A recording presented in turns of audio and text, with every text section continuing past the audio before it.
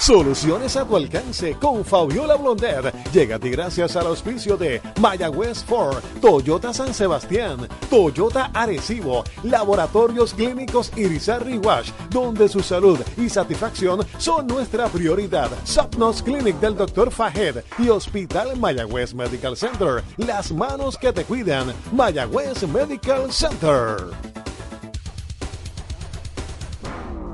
Saludos amigos y bienvenidos a otra edición más de Soluciones a tu alcance, que vamos a estar hablando sobre temas de salud con el doctor Samuel Méndez, neurólogo de adultos y niños del Hospital Mayagüez Medical Center. Estaremos conversando sobre diferentes temas relacionados a la neurología, como por ejemplo problemas en la memoria, como Alzheimer, dolores de cabeza, problemas de aprendizaje, convulsiones, derrames cerebrales. Así que vamos a estar orientándolos a ustedes sobre en qué consiste cada una de esas condiciones y cómo detectarlas a tiempo luego de la pausa. En breve regresamos con Soluciones a tu alcance a través de la Primera. Hola amigos, les habla Fabiola Blondet. Quiero agradecer el apoyo que nos brindan al escuchar nuestro programa y a los patrocinadores, que son los que se anuncian, por hacer posible estar aquí con ustedes. Así que les invitamos también a escuchar nuestros anuncios y cuando necesiten un servicio, recuerden patrocinar a aquellos que sin conocerte pensaron en ti. ¿Te gustan los Toyotas? Pues ahora te van a gustar más, porque Toyota Arecibo te incluye 220,000 millas de garantía. ¿Cómo? Así como lo oyes, cualquier Toyota de Toyota Arecibo sale con 10 años o 220,000 millas de garantía. Llama al 305-1412 y oriéntate. Yaris, Corolla, RAV4, Tacoma, todos los Toyotas con 220,000 millas de garantía y no tienes que pagar nada adicional. Toyota Arecibo, 305-1412, 305-1412. Axel, ¿y ese ruido? Ese Moisés esta mañana llegó bien cansadito a trabajar. Dijo que no durmió bien y la mujer, para colmo, mira, lo botó del cuarto por lo fuerte que ronca. Válgame, pero esto es serio. Y no solo por el hecho de no dormir bien o porque su mujer lo bote del cuarto. La apnea obstructiva del sueño, si no se atiende a tiempo, puede provocar problemas serios de salud, como por ejemplo hipertensión, infarto cardíaco, derrame cerebral, incluso hasta cáncer, por la falta de oxigenación que produce la apnea. Una respiración adecuada es importante para que todo vaya bien en nuestro organismo. ¿En serio? No sabía que era tan grave. Entonces tengo que hablar con Moisés para que se haga un estudio del sueño. Pero Fabiola, ¿dónde puede ir? Aquí mismo en Mayagüez se encuentra Somnos Clinic en el Medical Emporium, y el doctor George Fahed, que es subespecialista en trastornos del sueño, le hará el estudio del sueño y tratamiento que necesite. Puede llamar al 787-986-7273, 986-7273, o en su oficina de Ponce, 787-290-5577, 290-5577. Laboratorios Clínicos Irizarry Wash, con facilidades en Juana Díaz, Ponce, Coto-Laurel, Lajas, Cabo Rojo, San Germán, Mayagüez, Aguadilla y San Sebastián. Realizamos pruebas de matrimonio con resultados el mismo día en la mayoría de los casos. Llame para coordinar su servicio al hogar y oficina. Pruebas de dopaje para individuos, compañías y empresas. Pruebas de paternidad. Aceptamos la mayoría de los planes médicos privados, Medicare, Medicare Advance y el Plan de Gobierno de Puerto Rico. Laboratorios Clínicos Irizarry Wash, donde su salud y satisfacción son nuestra prioridad. Visítenos en milaboratoriopr.com. Natucentro es salud, salud en Natucentro. Natucentro, el supermercado de la salud en la calle Marginal de Sultana, tiene ahora una preciosa sucursal en la calle McKinley, 26 Oeste en Mayagüez. Tanto en Sultana como en McKinley, en Natucentro le ofrecemos salud de muchas maneras. Suplementos nutricionales, jugos, bizcochos, cereales, frutas, libros sobre salud, panes y una inmensa variedad adicional de productos para cuidar su salud. Natucentro en la calle Marginal de Sultana y ahora en la calle McKinley de Mayagüez. Natucentro es salud, salud en Natucentro. Mayagüez Medical Center, en su compromiso de ofrecer servicios de salud de clase mundial, continúa renovando sus facilidades. Este año comenzó los proyectos de remodelación y expansión de nuestra sala de emergencias, remodelación de las 62 habitaciones del 6º piso. El compromiso del Mayagüez Medical Center es el de continuar ofreciendo servicios médicos de excelencia a todos sus pacientes para llevar tu salud a otro nivel, expandiendo, remodelando, construyendo. 787-652-9200. Mayagüez Medical Center, construyendo para llevar tu salud a otro nivel. Mayagüez Medical Center, las manos que te cuidan. ¿Necesitas servicios psicológicos de alta calidad, empatía y sensibilidad? La doctora Melissa Rodríguez y licenciada Nicole Mercado ofrecen terapia individual a todo tipo de población, terapias de pareja, familiar, conferencias y talleres, ubicadas en el pueblo de San Germán. Para coordinar cita, llama al 787-365-9186 o 939-274-0905. Ahora continuamos con Soluciones a tu alcance por la Primera de Mayagüez. Regresamos con Soluciones a tu alcance. Como bien mencioné, estaremos conversando con el doctor Méndez, neurólogo del Hospital Mayagüez Medical Center, y vamos a estar tocando diferentes temas relacionados a la neurología y vamos a comenzar por el más básico, dolores de cabeza. Hay muchas personas que sufren de dolores de cabeza. ¿Cómo uno puede detectar cuando realmente es un dolor de cabeza fuera de lo normal, si es que pudiera haber un dolor de cabeza normal? Sí, eso es bien interesante, ¿verdad? Porque la percepción del dolor de cabeza en cada paciente, pues aunque es distinta, tiene unas características que son comunes entre ellos. Por ejemplo, todos vienen con que les duele la cabeza, pero eso obviamente es bien inespecífico. Estamos buscando detalles, ¿verdad?, que sean mucho más certeros y que nos llamen mucho más la atención del punto de vista neurológico. Por ejemplo, si hay situaciones como pérdida de visión, con el dolor de cabeza, debilidad, mareo, entre otras. La gran mayoría de las personas, ¿verdad?, se quejan de que el dolor de cabeza pues no lo toleran, cuando en verdad lo que estamos teniendo es un dolor crónico de tensión, el cual es bien duradero, no tiene una exacerbación, sino que se mantiene básicamente igual. Ese dolor de cabeza que no se va. Me levanto con él, me acuesto con él, trabajo con él, pero mire, doctor, no se me quita. Y básicamente ya he aprendido a vivir con él. Eso es lo más común que tenemos en la práctica. Claro, cuando ese dolor de cabeza se desvía y lleva algún tipo de síntomas, ¿verdad?, que no es el que está acostumbrado, pues ya es una bandera para el paciente, pues acudir a su médico y, de ser necesario, pues acudir a su neurólogo. O sea que este dolor de cabeza que usted menciona, hay personas que están todo el tiempo con dolor de cabeza y ya es como parte de su vida diaria, pero eso no es normal, doctor. O sea, ¿qué se hace con este tipo de pacientes? Pues la neurología tiene características que rondan con la psiquiatría. Por lo tanto, muchos disturbios psicológicos o psiquiátricos o psicoemocionales pues crean una sensación de molestia y malestar, lo cual lleva a que el paciente pues no pueda dormir, no pueda disfrutar de un día placentero, y eso crea una carga, ¿verdad?, psicoemocional en el paciente. A su vez, eso se traduce a que al no dormir bien, no descansar bien, vienen molestias en la espalda, molestias en el cuello, molestias en el sistema general del paciente, en su estado de ánimo, y no puede dormir, no tiene un restablecimiento al dormir y lleva una pesadez general en el paciente en su diario vivir. Esto se multiplica por varios días y cuando venimos a ver, pues tenemos un paciente que está deprivado de sueño, con fatiga, cansancio, y esto pues se traduce a un tipo de dolor músculo-esqueletal, ¿verdad?, que envuelve básicamente el músculo y el hueso. A su vez, si esto se localiza más en el área del cuello, pues va causando un dolor referido hacia el área de la cabeza, y entonces se entiende en ese momento por el paciente de que estamos teniendo una dificultad en el cerebro, cuando en verdad son en la parte muscular, parte posterior o la parte de atrás del cuello y la cabeza.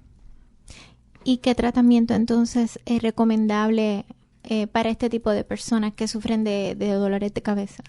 En este caso, cuando vemos que esta es la sintomatología y que ya llevan meses y semanas y tratamos de determinar si hay algo fuera de esas características, usualmente indagamos sobre el diario vivir del paciente y sus características en su patrón de sueño, alimentación, si hacen ejercicio. La gran mayoría de estos pacientes le tienden a decir, pues mire, no tengo tiempo para ejercitarme, ya no es como antes, ya no puedo descansar, ahora tengo más responsabilidades, tengo más tensión económica, laboral o del punto de vista familiar. Hay una pregunta bien importante que siempre yo le hago y les dejo saber, ¿verdad?, de una manera sutil, y le pregunto, ¿cuándo fue la última vez que usted se sintió bien? Y me dice, pues mire, doctor, hace 2 años, hace 3 años. Muy bien. ¿Y qué características habían en esa época? Ah, doctor, yo me acuerdo, sí, yo hacía esto, hacía lo otro, disfrutaba. Perfecto. ¿Y por qué ahora no lo hace? Pues lo que pasa es que las cosas han cambiado. Ahora tengo más responsabilidades o estoy a punto de tener un cambio significativo en mi vida. Y todo esto lleva a que el aspecto psicoemocional del paciente pues no sea el más ideal. Claro, siempre y cuando, como hablamos al principio, no hayan cambios como los que mencionamos, ¿verdad? Pérdida de visión, pérdida del habla, que el paciente pierda movilidad de una de sus extremidades o un cambio súbito, ¿verdad?, donde el paciente pues lleve a un punto donde ya no pueda lidiar con esta situación.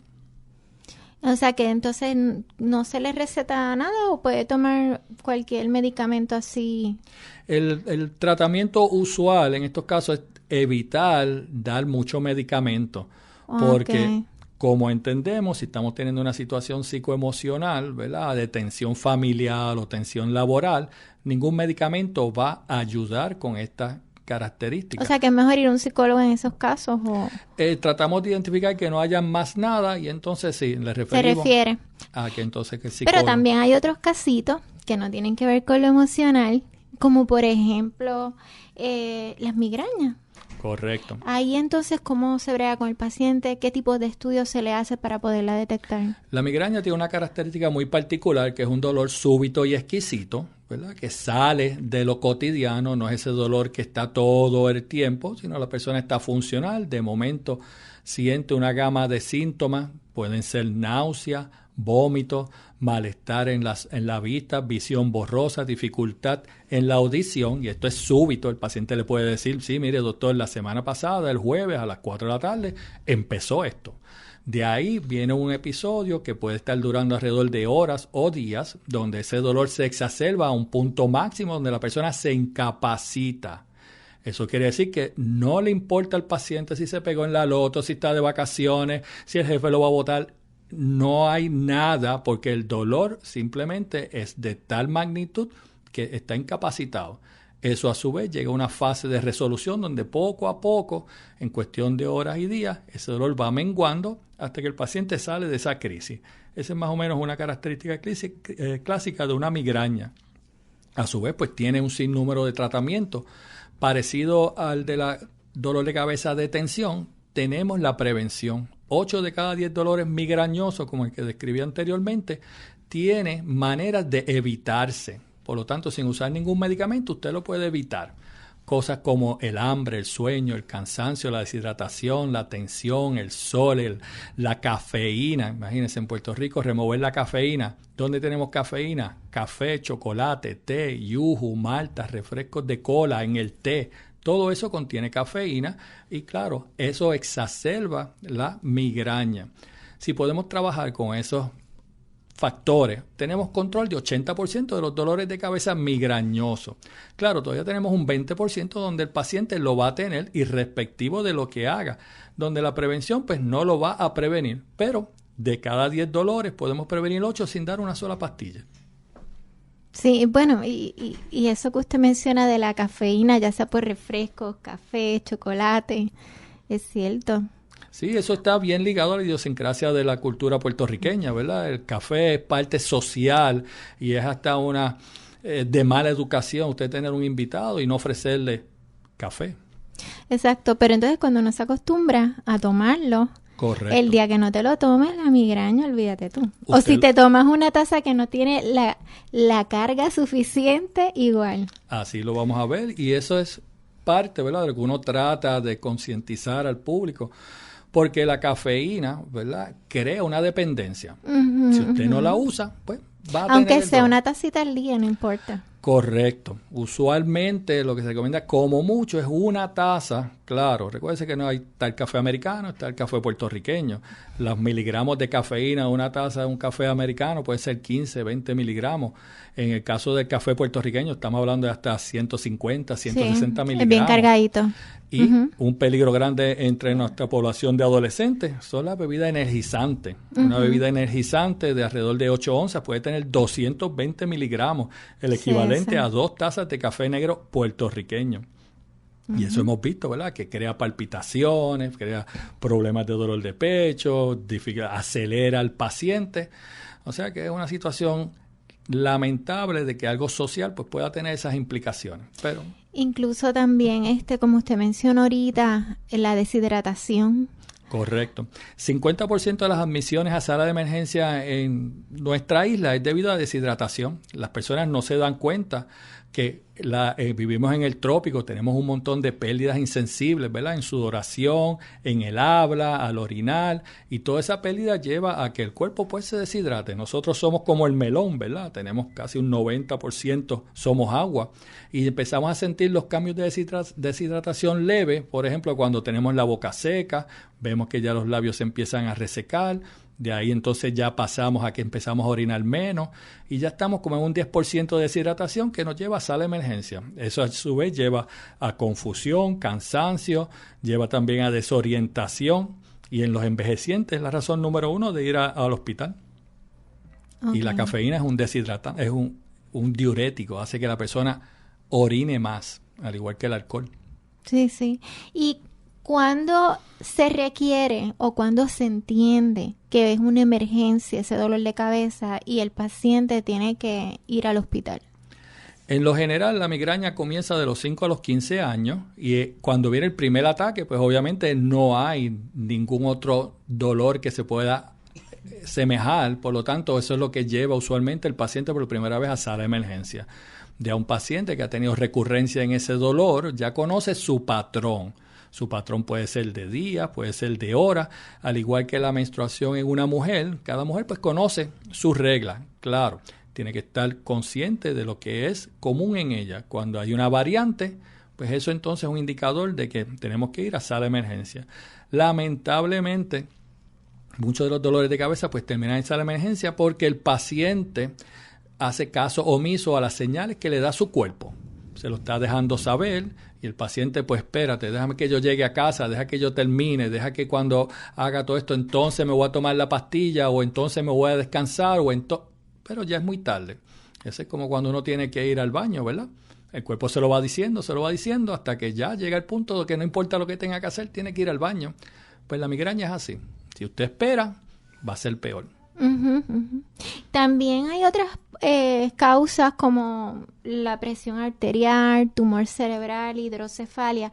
¿Cómo el médico determina cuando llega el paciente que es una de esas las causas que tiene para llegar hasta el hospital? ¿Qué es lo que estudio se le hace? Correcto. Cuando el paciente debuta, ¿verdad?, con su primer dolor de cabeza, pues no sabemos con qué estamos trabajando. Aunque el historial nos da como un 90% de un indicador de lo que está sucediendo, procedemos a hacer estudios porque sabemos que la alta presión crea un tipo de dolor de cabeza vascular, sube la presión, dilata el vaso sanguíneo, hace que el vaso sanguíneo se expanda y crea esa presión en la cabeza, que es un dolor, ¿verdad?, exquisito. Por lo tanto, pues le tomamos la presión o en sala de emergencia cuando llega y ahí podemos determinar esa parte.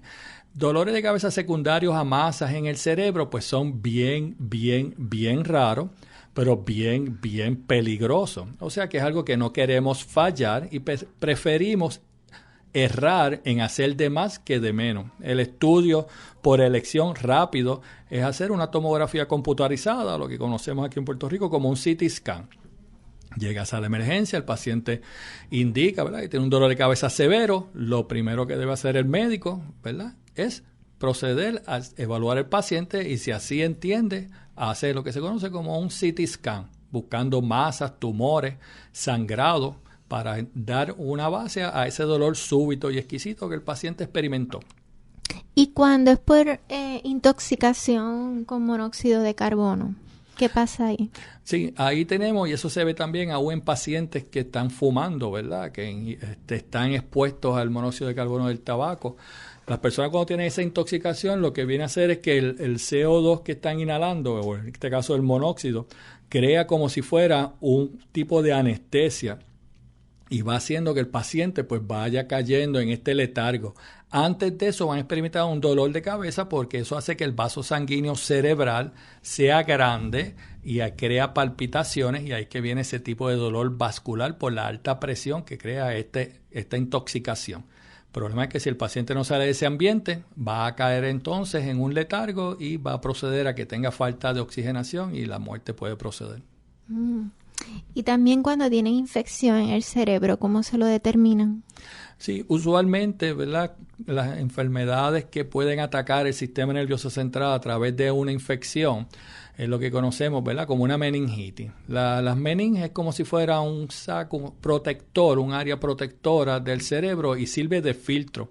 Por lo tanto, si la bacteria, el virus, pues cae en esa área, causa una irritación, una inflamación, y eso va a proceder que el paciente va a empezar con un dolor de cabeza, van a haber cambios mentales, además vamos a tener que el paciente va a tener rigidez de nuca, ¿verdad? El área del cuello se va a poner rígido, y ya esos son indicadores, ¿verdad?, que los familiares van a entender que está pasando algo bien severo. La intervención temprana pues es importante para determinar si eso está presente o no. Por lo tanto, la asistencia a sala de emergencia es imperativa, ¿verdad? Hay que salir corriendo para determinar si estamos trabajando con un proceso de esa magnitud para así atajarlo temprano.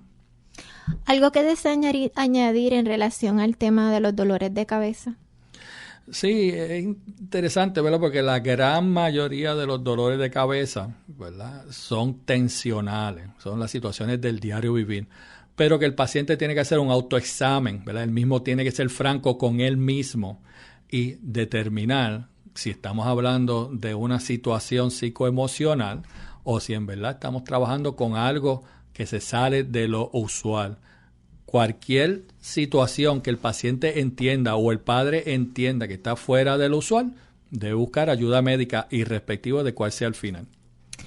Me gustaría ahora hablar sobre las convulsiones. ¿A qué se deben las convulsiones? Las convulsiones, por definición, ¿verdad?, son una descarga eléctrica anormal en el cerebro. Digo que es anormal porque el cerebro normalmente trabaja con electricidad. Si esa electricidad se pone en una condición que es tan anormal, pues va a llevar un desequilibrio eléctrico y se va a manifestar con lo que conocemos como una convulsión. Típicamente el paciente pierde el conocimiento, se pone rígido, seguido por sacudida. En el periodo donde el paciente se pone rígido, es donde ellos dejan de respirar, se ponen violáceos, seguido por varios segundos de movimientos, ¿verdad?, súbitos, donde el paciente se va a ver como si estuviera recibiendo choques eléctricos. Esa fase ya es la previa antes de terminar, ya cuando acaba esa descarga eléctrica anormal, el paciente cae en un estado de letargo, que donde los padres o las personas que estén evidenciando el episodio confunden como que se murió, cuando en verdad el episodio ha acabado y ya está en la fase de recuperación. Hay personas que sufren de convulsiones y se les diagnostica epilepsia. Uh-huh. Y está la epilepsia, que es el petit mal, que tiene un tiempo de duración y luego se cura. Uh-huh. Y está también el gran mal. Pero también hay otro tipo de convulsiones que da por fiebre. Uh-huh. ¿A qué se deben los tres tipos de convulsiones? ¿Y cómo se identifica cuál es cuál?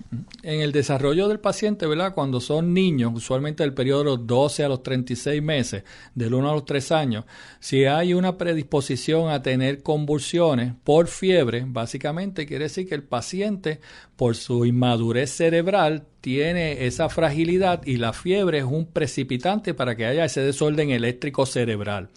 Es importante entender que mientras no haya fiebre, pues no hay convulsión. Por eso que se llama una convulsión febril.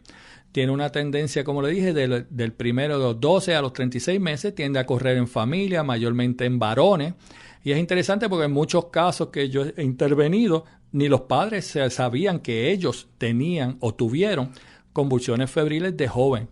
Y solamente eso sale a flote cuando la abuela del paciente hace referencia y dice, sí, yo me acuerdo cuando el papá le dio una fiebre y convulsó, pero ya no ha vuelto a convulsar. Y eso es lo típico. La gran mayoría de los pacientes pediátricos que convulsan con fiebre, luego de que crecen, maduran y hay una protección hacia la fiebre de crear convulsiones. Pasamos luego a lo que es la epilepsia. La epilepsia es la tendencia a tener convulsiones no provocadas. Entiéndase que nada lo provoca. Ni fiebre, ni trauma, ni sangrado, ni alcoholismo, ni droga. El paciente está perfectamente bien y viene la descarga eléctrica cerebral que nosotros vemos clínicamente como la convulsión. Clásicamente se divide en dos tipos, el pequeño mal y el gran mal. Y esto es clásico porque cuando no teníamos ningún tipo de manera de poder detectar las convulsiones, se veía clínicamente, ¿verdad? Uno veía que el paciente pues tenía como que una convulsión pequeña, era corta y rápida, mayormente se presentaba con un periodo de ausencia, parpadeo, ciertos movimientos en la boca y ya pasaba. Estamos hablando de fracciones. Y ese es el petit. Segundo. Ese que conocemos como el petit mal, bien conocido entre los pacientes pediátricos, ¿verdad? Es fácilmente reconocido cuando se hace un estudio eléctrico del cerebro, que es como si fuera un electrocardiograma, los mismos chupones, los mismos electrodos, pero poniéndose en vez de en el pecho, se ponen en la cabeza. Se detecta esa descarga eléctrica cerebral y con medicamentos tiende a controlarse y a curarse. A diferencia del gran mal. Gran mal es mucho más dramático, es mucho más impresionante para la persona que lo observa, ve cómo el paciente cambia, se pone rígido, se arquea, viene la sacudida, se tienden a morder la lengua, se orinan encima, es bien impresionante. La manifestación de una convulsión tipo gran mal es mucho más severa y las implicaciones son mucho más severas la posibilidad de que se cure de ese tipo de convulsiones pues es mucho menor, o sea que hay que usar medicamentos y la probabilidad de que ese paciente se cure pues son menos. ¿Y cuánto es el tiempo de duración del gran mal cuando le da un ataque? Usualmente puede fluctuar de segundos, 15, 20 segundos, de no más usualmente de 3 minutos. Claro, wow. Lo que pasa es que para el observador parece una eternidad, ¿verdad? Ver todo ese episodio de un ser querido o una persona que no conoce estar en una convulsión. Decimos que si la convulsión dura más de 15 minutos, pues ya entramos en un estatus epiléptico, ¿verdad? Donde las descargas eléctricas han persistido y el cerebro no ha podido autorregularse para detener toda esa descarga eléctrica anormal. Eso es una emergencia neurológica. Y cuando en el caso del petit mal y el gran mal comienzan en la infancia, el examen es el que determina el estudio, electro. Correcto, el estudio eléctrico del cerebro, el electroencefalograma, es el que nos detecta, ¿verdad?, estas descargas eléctricas anormales. El shock, dependiendo del impacto de esa descarga es que se detecta. El ritmo, correcto, porque el cerebro trabaja a base de electricidad, pero una electricidad rítmica y controlada que ayuda a que el cerebro pues pueda trabajar de una manera eficiente. Cuando se pierde ese ritmo, pues entonces se manifiesta como una convulsión. ¿Puede causar algún daño, no sé, que después el paciente no pueda tener buena calidad de vida o algo? ¿Puede afectar en eso?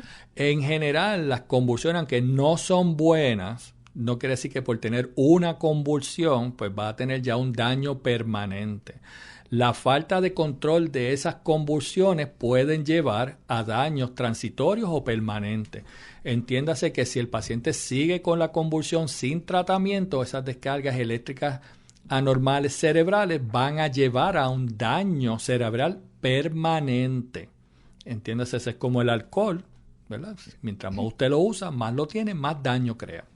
Y entonces estos medicamentos que se le dan a los pacientes de epilepsia, ¿pueden mantenerlos controlados y no pasar por el mal rato de las convulsiones? ¿O aún así, tomando medicamentos, pueden recaer? Sí, la meta de usar anticonvulsivantes es esa, que el paciente tenga 0 convulsiones y pueda reincorporarse a su vida diaria, la que sea, trabajar, estudiar en ese lado. Claro, hay varios tipos de epilepsia, unas son menos malas, otras son más malas y más difíciles de controlar, pero en general la meta es que tenga 0 convulsiones. ¿Y se logra con los medicamentos? Sí, en un alto porcentaje, casi en un 85% de los pacientes se logra controlar. Qué bien, o sea que pueden manejar llevar una y vida plena. Llevar una vida normal. Eso es así, siempre y cuando se tomen sus medicamentos y se ajuste a su diario vivir. La dificultad grande que tenemos con el paciente epiléptico es que la realidad es que se cansan de tomar medicamentos, se cansan de ser diferentes, de que aunque sea una pastilla que nadie los ve, una pastilla al día, una pastilla 2 veces al día, pues ellos se sienten que son diferentes y no quieren ser diferentes. Y si son adolescentes, pues más todavía. Están en una época, ¿verdad?, de rebeldía, donde quieren ser iguales y no quieren tener ninguna diferencia. Y como se sienten bien, ¿qué hacen? Se dejan de tomar el medicamento. Y en ese caso, ¿verdad?, de los adultos jóvenes o adultos que son epilépticos y vamos a suponer que van a una fiesta, se toman una cerveza o algún tipo de bebida alcohólica, ¿qué puede ocurrir cuando combinan, verdad? Si la persona está tomando ese medicamento todos los días y un día ingiere alcohol, ¿qué efecto puede tener? Pues lamentablemente para el paciente epiléptico ellos no tienen la condición un día sí, un día no. La condición está ahí todo el tiempo y el medicamento lo que hace es controlarla. El alcohol tiene 2 funciones que son negativas para el paciente epiléptico. 1, hace que el cerebro baje su función, lo cual facilita que el paciente convulse más. 2, hace que el hígado elimine el medicamento más rápido. Por lo tanto, está desprotegido por el uso del alcohol y más susceptible a convulsar. Interesante. Lamentablemente, la gran mayoría de los pacientes, si convulsan, es como si usted borra y empieza de nuevo. Porque se dice que si usted está 2 años sin convulsar, sus estudios eléctricos del cerebro salen normales en medicamento, tiene una alta probabilidad de que se pueda, como digo yo, graduar o entiéndase curar de la condición y no usar más medicamentos. Pero si lleva 1 año bien controlado, baja la guardia y convulsa, pues esos 2 años el reloj empieza de nuevo. Okay. Y se perdió 1 año. Fíjese, doctor, estuve leyendo de que se asocian unas convulsiones silenciosas con los síntomas de Alzheimer. Y me gustaría que me respondiera luego de la pausa. En breve regresamos con soluciones a tu alcance a través de la primera. Mayagüez Ford celebra los 70 años de la F-150 rematando unidades hasta por debajo del costo. Todos los modelos F-150 estarán bajo un solo techo.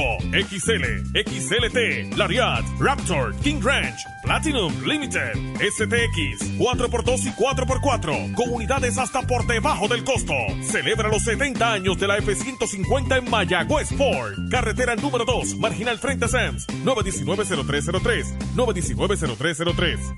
¿Quieres ser parte de la mejor organización de jóvenes líderes? La Cámara Junior Internacional es una organización sin fines de lucro para jóvenes de 18 a 40 años. Forman parte de una red mundial en más de 115 países. Ofrece oportunidades de desarrollo para crear cambios positivos a través del trabajo comunitario. La solución es responsabilidad de todos. Únete a la Cámara Junior Internacional. Sé parte de 100 años de impacto y con tus acciones contribuyes a crear un mundo mejor. Para más información puedes encontrarnos en Facebook a través de JCI Puerto Rico o también escribirnos a nuestro correo electrónico jcipuertorico@gmail.com. Contamos contigo.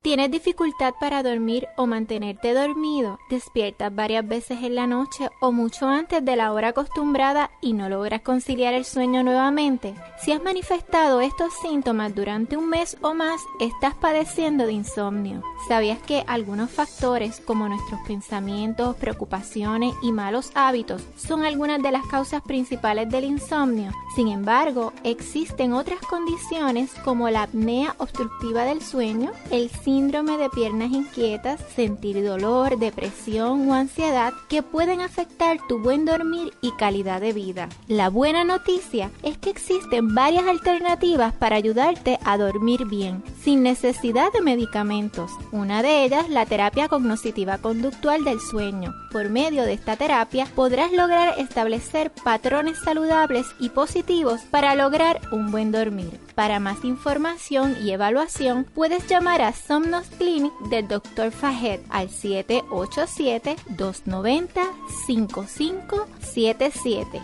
290-5577. Laboratorios Clínicos Irizarry Wash, con facilidades en Juana Díaz, Ponce, Cotolaurel, Lajas, Cabo Rojo, San Germán, Mayagüez, Aguadilla y San Sebastián. Realizamos pruebas de matrimonio con resultados el mismo día en la mayoría de los casos. Llame para coordinar su servicio al hogar y oficina. Pruebas de dopaje para individuos, compañías y empresas. Pruebas de paternidad. Aceptamos la mayoría de los planes médicos privados, Medicare, Medicare Advantage y el Plan de Gobierno de Puerto Rico. Laboratorios Clínicos Irizarry Wash, donde su salud y satisfacción son nuestra prioridad. Visítenos en milaboratoriopr.com.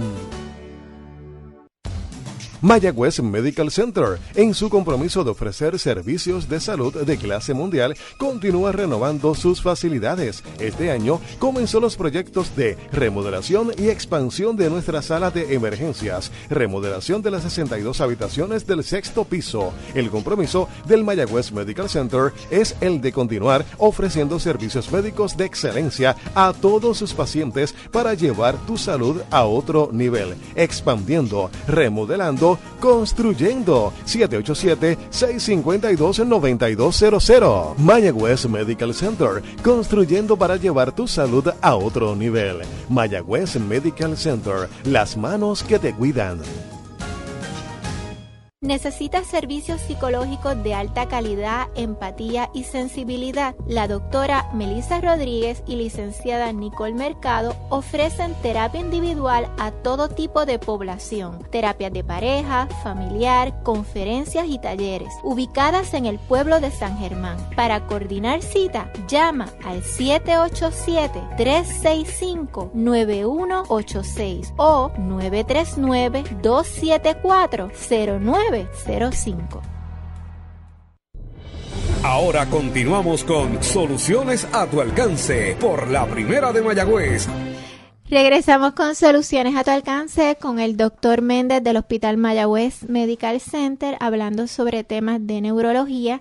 Y antes de irnos a la pausa, le comenté, doctor, que asocian unas convulsiones silenciosas con los síntomas de Alzheimer. ¿Eso es cierto? ¿Cómo es eso?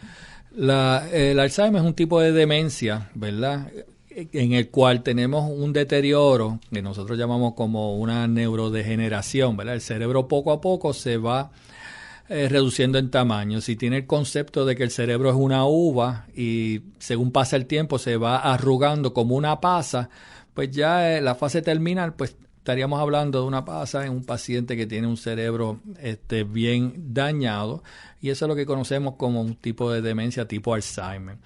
El concepto básico sería que entre menos cerebro, menos funcionamiento. Como dijimos anteriormente, ¿verdad?, el cerebro pues trabaja a base de ondas eléctricas cerebrales, pero como tenemos menos cerebro, pues vamos a tener menos ondas eléctricas. Y en el electroencefalograma pues tendemos a detectar todo ese tipo de alteraciones.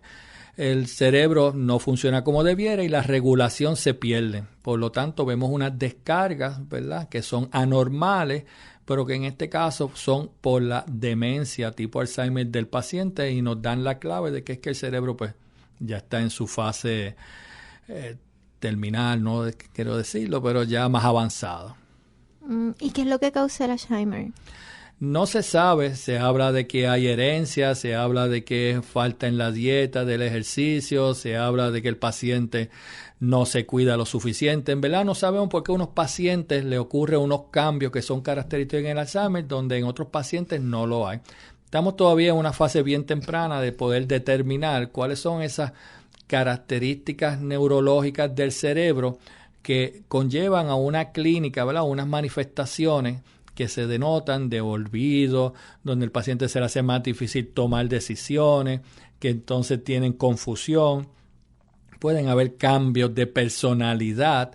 En otras palabras, según el cerebro deja de funcionar, así la persona deja de ejecutar. Pero no tenemos claro por qué ocurre, por qué hay personas que llegan a los 100 años con su mente clara y otros no.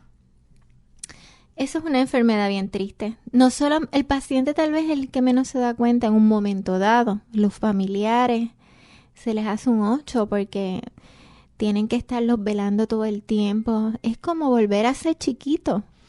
Eso es correcto. Esa es la misma analogía que yo utilizo para los cuidadores, para que entiendan.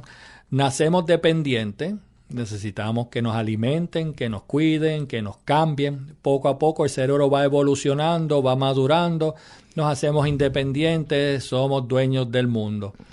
Pero la vida continúa y el desgaste continúa y poco a poco nos vamos haciendo dependientes hasta que terminamos, ¿verdad? Con Pampers, nos tienen que alimentar y nos tienen que cuidar. ¿Cuáles son los síntomas iniciales, verdad, que comienza a tener una persona que está básicamente iniciando con el Alzheimer? ¿Y qué se puede hacer, verdad? O sea, si con una detección a tiempo que comience a recibir un tratamiento, más o menos cuánto el paciente cuánto tiempo puede tener calidad de vida y pues durar lo más posible con su mejor memoria, si es posible tener algo de memoria, ¿verdad? En general la demencia, ¿verdad?, tiende a ser caracterizada por las dificultades en la memoria y en la ejecución de la persona en sus actividades del diario vivir. Toma de decisiones, cuando van a ejecutar, dónde pusieron las cosas, dónde se iba a ir, desorientación, confusión, tienden a repetir temas, tópicos, tienden a veces a ser un poco volátiles, ya su personalidad cambia, se pone un poquito huraño, y usted dirá, bueno, pues eso es típico del envejecimiento, y eso es correcto. El envejecimiento es un tipo de degeneración, lo único que eso es lo normal y lo esperado. Si usted tiene esos mismos cambios a una etapa temprana, 55, 60, 65 años, y se está comportando como una persona de 80, 85, pues ya sabemos que está ocurriendo unos cambios fuera de tiempo. Yo trato de decirle a las personas, si usted tiene X edad, 70 años, y se está comportando como uno de 70, pues está apropiado. Ahora, si usted tiene 70 y se quiere comportar como cuando tenía 30, eso no es posible. ¿Ve? Ahora, muchas veces los que se dan cuenta de estos cambios, pues son los cuidadores, las personas a su alrededor. Se van dando cuenta de que ya papi o mami no es como antes. Claro, ya está más viejito, pero no es para lo que se espera. Vemos que son bien volátiles en su comportamiento, su conducta. Vemos que ya las actividades del diario vivir, donde ellos guiaban, donde ellos compartían, ya no saben cómo llegar a la iglesia. Se pierden en la casa, no reconocen a personas, ni siquiera en sus caras, ni reconocen temas. A veces entran en discusiones de que no dijeron eso, cuando en verdad sí, esconden las cosas, no saben dónde las pusieron. Claro, esos son ya indicadores que levantan una bandera para que los familiares pues vayan buscando ayuda más profesional, ya de su médico de cabecera o de un médico neurólogo. ¿Cuál es la edad común para que empiecen los síntomas? Usualmente alrededor de los 60, 65 años. Es interesante porque esto coincide cuando las personas se retiran. Y ahí entonces, es que te retiraste y es que ya no estás como antes. Y sí, ¿verdad? Muchas veces eso, mientras ellos están activos, pues se mantienen, ¿verdad? Física y mentalmente. Como siempre nos han dicho, ¿verdad? Mente sana en cuerpo sano. Y vemos que esa persona, mientras están trabajando, pues mantienen su diario vivir, sus actividades, su razón de vivir es importante, qué hora es, qué día de la semana es. Se retiran. ¿Y qué pasa? Pues ya no importa si es lunes, si es sábado, si me levanto y está el sol, como, si no, pues me acuesto y se va perdiendo mucho sentido del diario vivir. Por eso es que cuando los síntomas ocurren se pueden entremezclar con el cambio de una persona en su diario vivir por los últimos 30, 35 años. Ya no están los hijos, ¿verdad? Ya están en el nido vacío, está el esposo con la esposa y básicamente están ellos dos ahí, sale el sol, se levanta, se acuesta el sol y ellos se acuestan. O sea que más o menos esa es la edad típica de los 65 años donde más se ven esos cambios y es donde más difícil es porque uno tiene que hacer la diferencia entre esto es un cambio normal de vida o es un cambio significativo patológico, ¿verdad? Que esto puede llevar a un Alzheimer. Por eso es que los estilos de vida son importantísimos, porque una vez que usted empieza con el Alzheimer o con los problemas de demencia, ya comenzó, ya no puede hacer mucho para recuperar lo que se perdió. Puede trabajar para evitar que se siga perdiendo, pero lo que se perdió ya no se recupera. Y cuando comienza el tratamiento, más o menos, ¿qué periodo de tiempo tiene el tratamiento, verdad? Si la persona está comenzando y los familiares se dan cuenta de que ya el paciente está como con unos inicios y unos rasgos, comenzó el tratamiento aproximadamente, de ahí a que sea un poquito más agresivo, ¿verdad? La condición, ¿cuánto tiempo puede pasar? Pues ahí es difícil. Entre una etapa y otra. Correcto. Ahí es difícil saber porque muchas veces la condición tiene vida propia.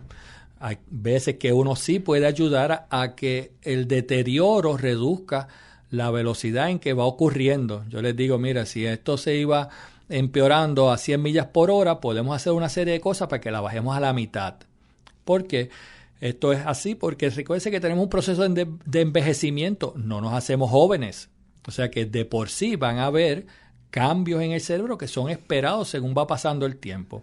Algo que es bien, bien importante es mantenerse activo, física y mentalmente. No necesariamente quiere decir que usted se mantenga trabajando, pero si ya usted se retiró, tiene que mantener esa mente ocupada. Aprenda algo nuevo, a sembrar o macramé o un idioma nuevo. Sí, para mantener la mente ágil. Correcto. Y físicamente, póngase a caminar, salga de esas 4 paredes, haga un hábito saludable de ejercicio. ¿Eso ayuda a evitarlo? Definitivamente los estudios han determinado que 50% del éxito para reducir el deterioro de cualquier tipo de demencia, incluyendo Alzheimer, es el ejercicio.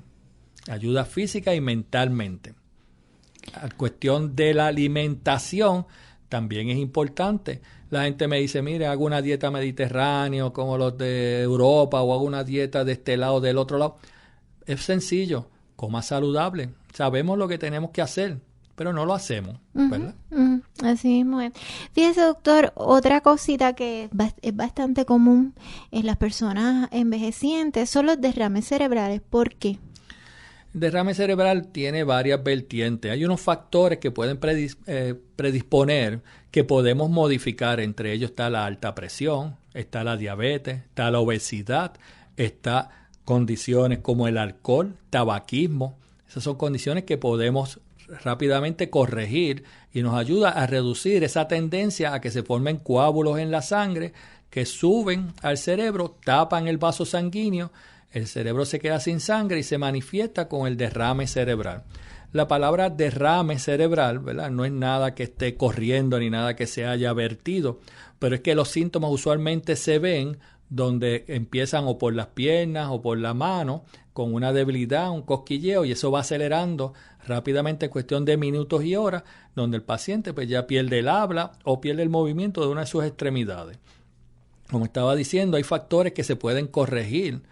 Entre ellos, la obesidad es uno de los más comunes que hacemos caso omiso. Unos un poquito más sutiles que no nos damos cuenta son aquellas personas, ¿verdad?, que tienen dificultades para dormir, la famosa apnea del sueño.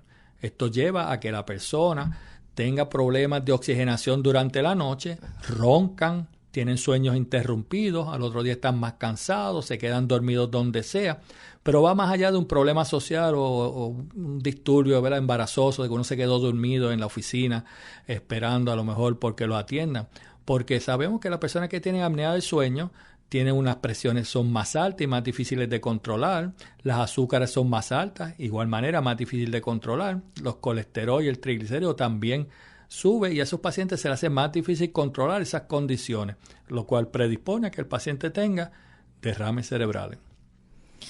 Wow. Y doctor, en sí, ¿verdad?, cuando está ocurriendo un derrame cerebral, ¿qué es lo que está pasando en el cerebro?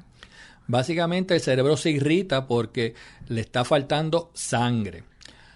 Para que tengamos una idea más o menos sencilla, si usted se aprieta la muñeca, va a empezar a sentir unos cambios en la mano, cosquilleo, ardor. Si sigue la presión, eventualmente pues va a sentir fogaje y va a llegar entonces a que la sensación en la mano pues cambie. Algo parecido, pero más dramático y peligroso ocurre en el cerebro. Algún coágulo de sangre sube, tapa el vaso sanguíneo, ese vaso sanguíneo que le lleva sangre a una parte del cerebro, esa parte del cerebro se va a estar irritando y las manifestaciones van a estar viéndose y observándose por el paciente.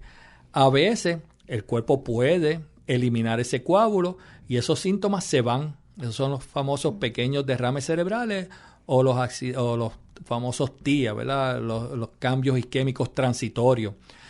Es de suma importancia que cuando hayan cambios de un solo lado del cuerpo o que la persona de momento sienta cambios en el habla o en la visión, que un lado se quede sin ver o se quede sin habla y pase 5 o 10 minutos y recupere, eso es una emergencia neurológica. Son avisos que le está dando el cerebro de que algo malo está ocurriendo y que debe buscar ayuda médica, una sala de emergencia lo más pronto posible.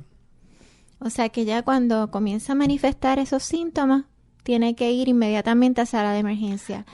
Correcto. Estamos hablando de que tenemos una ventana de acción para poder usar medicamentos que son altamente sofisticados para romper ese coágulo, y esa ventana de acción son 4 horas de que empiezan los síntomas en adelante. Si podemos atajar el cuadro en esas 4 horas, en esa ventana de acción, podemos eliminar esa posibilidad de un derrame cerebral. Lamentablemente, si el paciente a las 10 de la noche sintió algo raro en su cuerpo, de que no lo está moviendo, se asustó, no quiere molestar al marido o viceversa, no quiere llamar a los hijos, déjame acostarme a ver si se me va, porque me ha ocurrido anteriormente y se me ha ido y me acosté, me levanté a las 3 de la mañana, peor, a las 4, a las 5 de la mañana, entonces que pido ayuda, pues ya pasó la ventana de acción. Y ya entonces ahí el paciente puede quedar con un daño permanente. Lamentablemente. O sea que si se atiende a tiempo puede evitar quedar con daño permanente. Puede ser reversible, eso es así.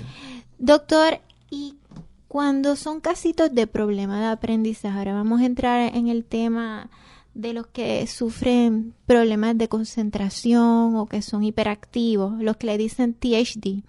¿Qué es lo que lo causa? Vemos que un alto porcentaje de estos pacientes pues es genética, corre en familia. Se parece al papá, se parece al tío, y es un disturbio, ¿verdad?, de comportamiento y conducta que se manifiesta altamente en la escuela, y eso es así por el hecho de que el paciente está en un sistema estructurado donde necesita estarse quieto, seguir unas instrucciones, 40, 45 minutos, hay un aprendizaje envuelto a la misma vez, tiene que haber una concentración. Todo esto tiene manifestaciones neurológicas en bases químicas en un lado del cerebro, que es el lado derecho, que es el que trabaja con la atención y la concentración y con los aspectos de estructuración y organización. Es interesante porque el niño o la niña que desarrolla el desorden de falta de atención e hiperactividad continúa con esto de por vida. Y es un niño con la condición, y es un adolescente con la condición, y es un adulto joven con la condición, y es un adulto con la condición. Y entonces son personas que deben siempre tomar medicamentos. No necesariamente, aunque sabemos que un grupo de pacientes, como un 10%, se beneficia del medicamento. Lo importante es, uno, que reconozcan que tienen esas dificultades, ¿verdad?, de concentración, de atención y estructuración. Y hay métodos no farmacológicos para que ellos, si los aprenden, los puedan instruir o los puedan aplicar en su diario vivir y compensan.